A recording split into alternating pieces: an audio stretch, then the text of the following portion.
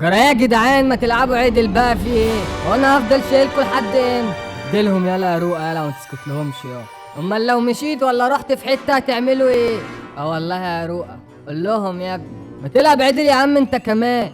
انا واخد لي الدنيا قفش كده، تحط لي الكرة تحت رجلك وتقول توكلنا على الله وتقعد تجري بلا هدف. انت بتكلمني انا يا روقه؟ اه يا ابني الكرة فن مش عن مدافع يكون شايفك هتجري يمين واحنا عارفين ان انت هتجري يمين، بدل ما تموهه وتخش شمال تقول له لا تعالى ندخل عركه مع بعض وبيقطعها منك.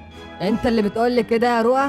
نصيحه من اخوك، شد على نفسك شويه، شد على نفسك شويه يا زيزو عشان انت كده مش نافع. اه هو انا بحلم ولا ايه؟ انت يا رؤى انت اخر واحد كنت مستني ينصحني. أنا والله عشان بحبك بقول لك شد على نفسك، شجعني كده عشان اصنع لك لعب بعد كده. اشد على نفسي عشان تصنع لي لعب.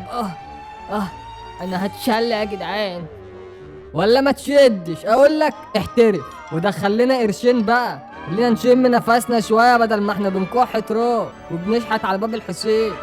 عيش يا رجاله، هو ده الكلام. تعرف يا شيكا ايه يا زيزو، رغم خدت تتشلح ويجري في الظلام اللي احنا بنلعب بيها دي، بس انا مبسوط ان احنا كسبنا. شلح ايه يا زيزو؟ لا دي خطة فن العشوائية للتمويه على المنافس. يعني ايه يا شيك؟ يعني المنافس لما يجي يلعبنا ما يعرفش احنا هنلعب فين ولا هنهجم منين، ده اسمه فن الارتجال في كرة القدم. والله يا شيكا حاسس ان انا اللي هتبرجل معاكم، بس انا مبسوط. اهم حاجة ان انت تبقى مبسوط يا زيزو، انبساطك ده بالدنيا. ربنا يستر يا شيكا.